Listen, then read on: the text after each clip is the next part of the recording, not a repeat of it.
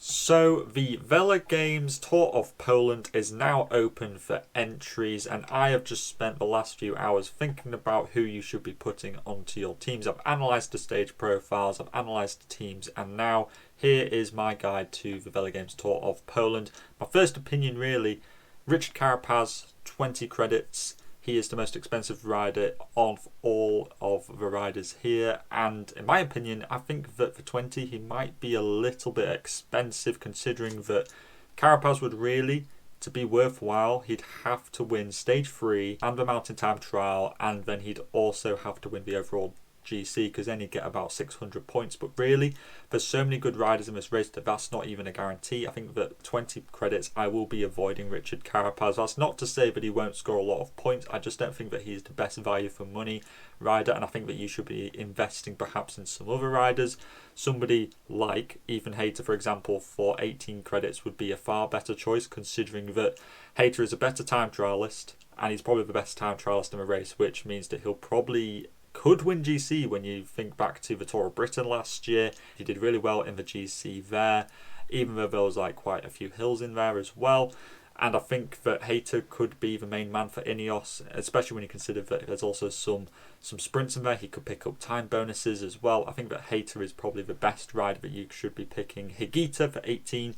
Again, lacks the terrain similar to Carapaz. Yes, Higuita could win stage 3, but his time trialing is not good enough to be able to be winning GC, in my opinion. So I'd probably be avoiding Higuita as well. Bilbao's in a similar boat as well. I just don't think that Bilbao has...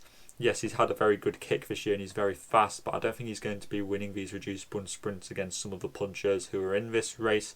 Arensman for 14, a little bit cheaper, but again, he doesn't have the punch to win stage 3. He does have the time trial though, which should help him finish a bit higher up in GC, but I don't really see him coming, anything inside like the top 3. I just think that there are some better value riders, perhaps even Arnaud Demar, who is the most expensive sprinter at 14 credits. I think this is largely due to the fact that Demar has just come off of a very good Giro d'Italia, but we haven't seen him racing since the French National Championships, where he did finish, I think, in 6th place. So obviously he's had a very good year so far. He's got a whole lead-out train around him, and he climbs fairly well, means that he could get over some of the lumps and bumps and perhaps contest some of the sprints, which some of the kind of pure sprinters might not be able to get towards. So I think that Demar for 14 is quite good, probably better than Kwiatkowski, who will more than likely be working for Carapaz and Hayter. So I'd probably be avoiding Kwiatkowski, especially since he's coming back from injury. Cavendish, I think the Cav for 12 is good. He'll be probably wanting to show a bit of the form that he's got, and showing to his team that they should be regretting the fact that he didn't go to the Tour de France. So I think that 12 Cav's pretty good. And on the other end of the spectrum, you've got probably one of the youngest riders in the race, which is Olav Koy, the fast Dutch sprinter. He's had a lot of wins this year, but at smaller races. And I think that, this is going to be a test to see, can he convert that into some big wins on kind of the World Tour stage. He was at this race last year, and he finished in 2nd place behind Gaviria in a sprint. So I think that he is very good. He's a better pick than Diego Ulissi, in my opinion. Even if Ulissi won stage 3, he doesn't have the time trial to go fairly high up in GC. So I think that Ulissi, although he usually goes very well in this race, isn't actually a particularly good choice this time round. Ackerman for 10. I don't know if it's just me, but I feel like this is pretty good value for a guy who is a very good sprinter. Yes, I know that he is regularly out of position and he usually sprints too early, but I think that for 10, Ackerman is probably one of the fastest sprinters in this race, and that he's 10 points versus Demar at 14. I think that if you need to save a few credits, then certainly Ackerman's a good choice. So is Bauhaus. He's had a very consistent year, and I think that he's probably going to be multiple times inside the top 5, 6, 7 in the sprints in this race. Speaking of consistency, on the other kind of side of the coin is Sam Bennett, who just hasn't had a particularly good year since returning to Bora Hansgrohe. I'm not really sure what's going on. Of course, this could be the race where Sam Bennett comes back to his former glory and starts doing really well again. I hope to see that happen, because I think that Bennett, it's a shame that he isn't performing quite as well as he has been in the past, so hopefully he can get back to that level. Pierre Talligart I skipped over because Cofidis have about 4 sprinters in this race and I don't really know which one they're picking.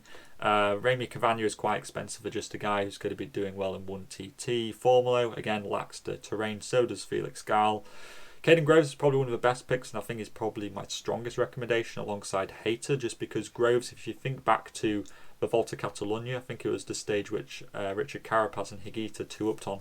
That was a very hilly stage, and Caden Groves managed to survive all those climbs and finish in third place. I think that he'll survive a lot of the terrain here.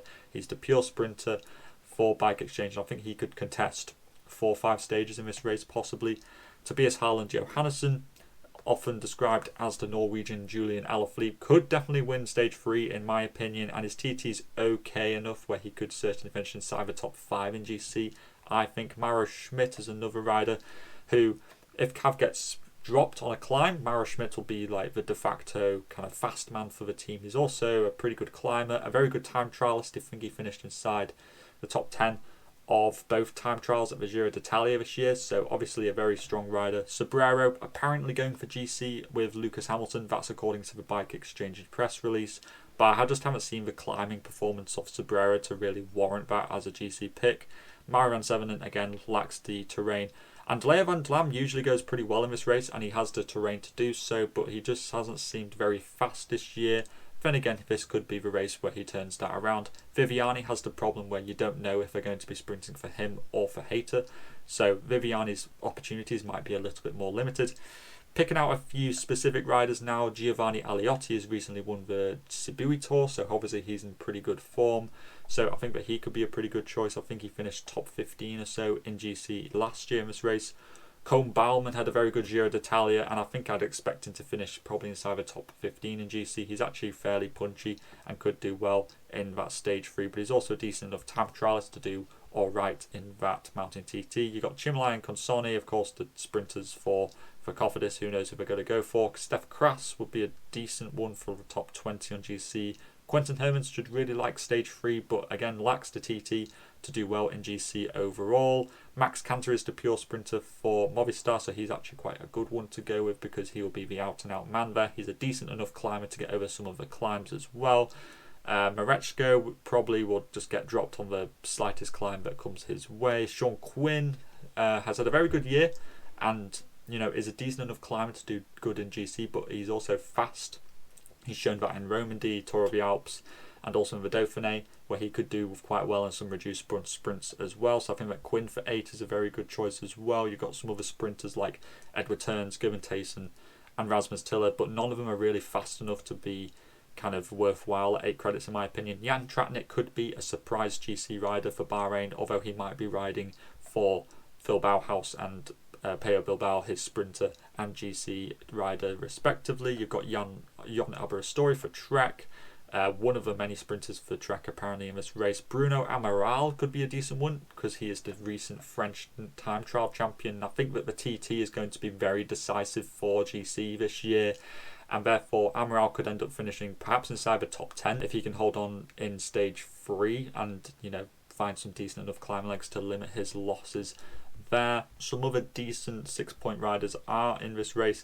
For example, Christopher Halverson, a good sprinter for Uno X, but hasn't quite shown very good form this year, but perhaps he could do decent in this race. I think that for 6 points, that's a very cheap sprinter that you could be choosing.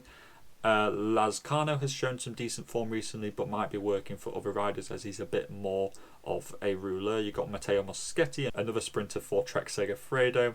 You've got Ugo Page, who did very well at the Dauphiné, considering Juan Sebastian Milano tried to knock his helmet off or something. And he's a very good sprinter, and he got over quite a lot of climbs. But again, will he be competing with Gerben Tayson for that sprinter role? Possibly.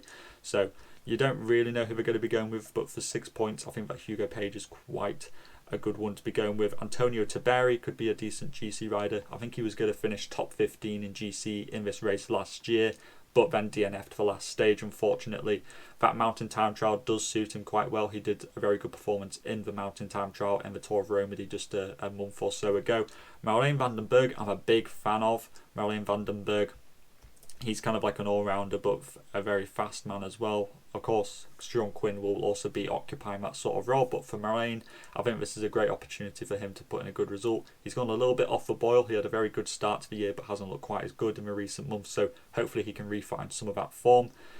And then going down into the 4-point riders, you've got Will Barter. I think he's a good choice, considering that he is going to be like a GC rider for Movistar. The time trial really suits him. You think back to that Vuelta a few years ago where he did really well. I think that Will Barter before is very low risk, considering what you're getting out of it. Jared Drisner Jusnes has done very well as like a puncher in the under 23 ranks, but hasn't quite stepped up to that mantra in the elite ranks. Maybe he can try find it in this race. You got Dan Hula, who's a very good time trialist and was climbing very well at the Tour de l'Avenir last year, and I think that he could provide a bit of a surprise, but again, the time trial is very uphill. He weighs like 80 plus kilos, so it might be a little bit of a long shot perhaps to consider that he is going to be like a GC rider. And you got Yuri Leitao, the sprinter from the track for Caja Rural. He's not like going to be winning any stages, I don't think, but he could certainly come inside the top 10 in a few of the sprints, in my opinion. I think that he is good enough to be doing that. I don't think that's too out of the ordinary. Kamil Maleki, he did really well in this race a few years ago when he won the KOM classification and came like top 6 in GC, so maybe he could try find that again in this race.